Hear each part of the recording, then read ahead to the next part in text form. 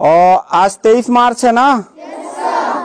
तो भारत सरकार का तुगलकी फरमान जारी हुआ है कि आप सब बच्चों का विद्यालय फिर बंद किया जा रहा है क्योंकि कोरोना बढ़ रहा है। शांत रहिए कि आपका विद्यालय आज से 31 मार्च तक विद्यालय बंद रहेगा, ठीक है। और आप सब लोगों को बताना चाहेंगे कि यही काम पिछले साल भी हुआ था कि 1 हफ्ते के लिए लॉकडाउन किया जाएगा जब आपका एनुअल एग्जाम चल रहा था, और तब से लेके पूरा साल जो था वो विद्यालय बंद हो गया, जिससे आपकी पढ़ाई बहुत ज्यादा नुकसान हुआ।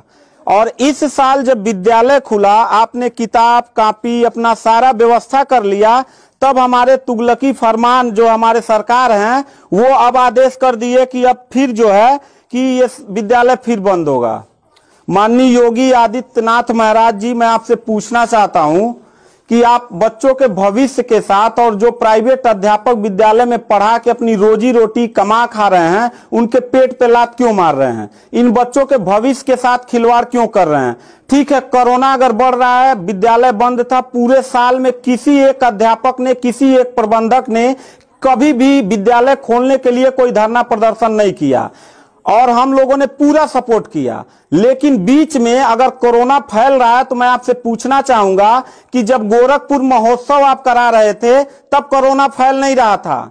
जब आप आके यहाँ पे इलाहाबाद के प्रयागराज में कुंभ का मेला लगवा रहे थे तब कोरोना नहीं फैल रहा था, जहां पे करोड़ों लोग स्नान करने गए। और अभी हरिद्वार में महाकुंभ का आयोजन आप करवा रहे हैं तब कोरोना नहीं फैल रहा है। बिहार में चुनाव हो रहा है तब कोरोना नहीं फैल रहा है। और विद्यालय जो बच्चों का सबसे देश की रीढ़ की हड्डी होते हैं, जिनकी बुनियादी शिक्षा, प्रारंभिक शिक्षा आप बिल्कुल बर्बाद कर दिए हैं पिछले 2 साल से, और अब जाके फिर लॉकडाउन आप लगा रहे हैं।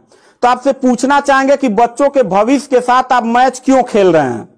ये जितने भी बच्चे हैं, अगर 1 मार्च आप 1 अप्रैल बोले हैं, 1 अप्रैल तक अगर विद्यालय नहीं खुला तो इन सारे बच्चों को लेके मैं रोड पे बैठ जाऊंगा। ये मैं आपको खुला चैलेंज कर रहा हूं, क्योंकि बात सिर्फ मेरे तक का नहीं है, इन सारे बच्चों का भविष्य है।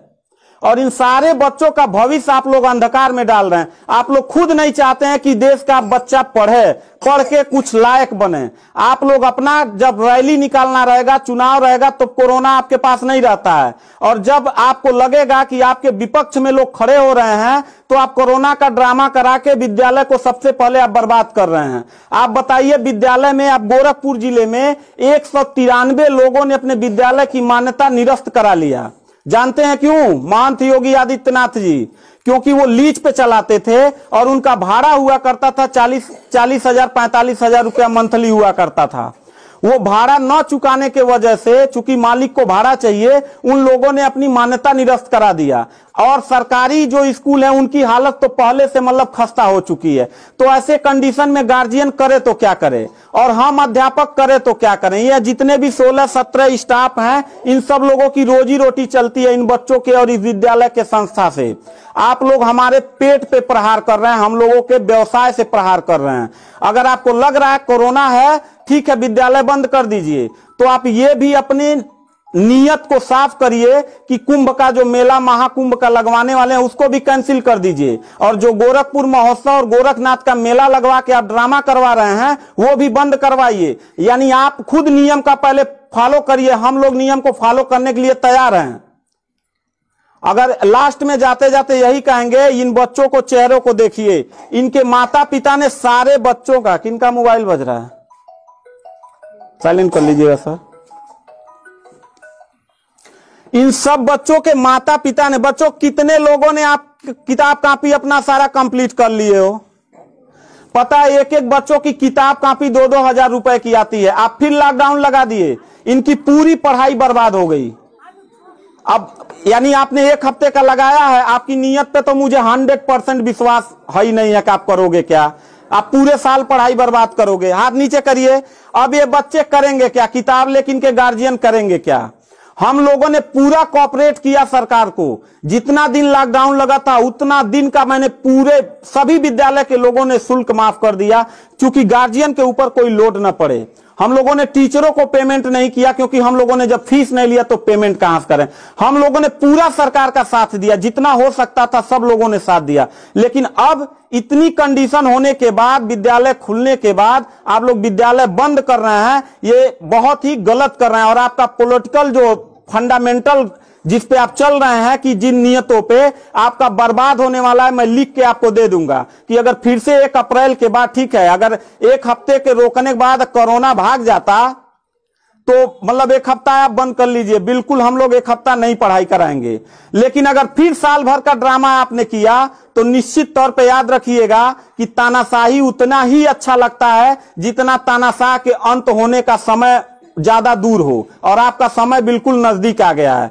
तो मैं उम्मीद करता हूं कि आप ये काम बिल्कुल मत करिएगा। 1 अप्रैल के बाद अगर विद्यालय फिर से आप बढ़ाएंगे तो इन सब चेहरों को देख लीजिए और इनके गार्जियन को लेके, अपने पूरे स्टाफ को लेके जिले से लेके मैं प्रदेश लेवल तक धरने पे बैठूंगा। इस बात को याद रखिएगा, क्योंकि सवाल यहां सिर्फ मेरे रोजगार का नहीं है, मेरे जितने सहपाठी और जितने मेरे कर्मचारी लोग हैं और इन बच्चों के पढ़ाई का भविष्य का सवाल है। तो मैं इन बच्चों को लेकर धरने पे बैठ जाऊंगा, और जरूरत पड़ा तो असंवैधानिक भी हो जाऊंगा। इसी के साथ मैं सरकार से रिक्वेस्ट करूंगा कि अगर 1 हफ्ता में बंद करने से कोरोना भाग जाता है तो हम सब लोग आपके साथ हैं। अगर नहीं भागता है तो 1 अप्रैल से छोड़ दीजिए। हम लोगों को कोरोना होगा, मरेंगे, क्या करेंगे वो हम लोगों की रिस्पांसिबिलिटी है। आपको इतना चिंता करने की जरूरत नहीं है, क्योंकि कोरोना में लॉकडाउन लगाने के बाद खाना हम ही लोग पहुंचाएंगे, लोगों के आने जाने की व्यवस्था हम ही लोग करेंगे, उनके दवा दारू की व्यवस्था हम ही लोग करेंगे। आप सिर्फ ड्रामा करेंगे, सिर्फ थरिया पिटवाएंगे और मोमबत्ती जलवाएंगे, इससे ज्यादा तो आपकी कुछ औकात है ही नहीं है। तो मैं उम्मीद करता हूं कि 1 अप्रैल के बाद आप विद्यालय खोल दीजिएगा। इन बच्चों के भविष्य के साथ आप लोग खिलवाड़ मत करिएगा।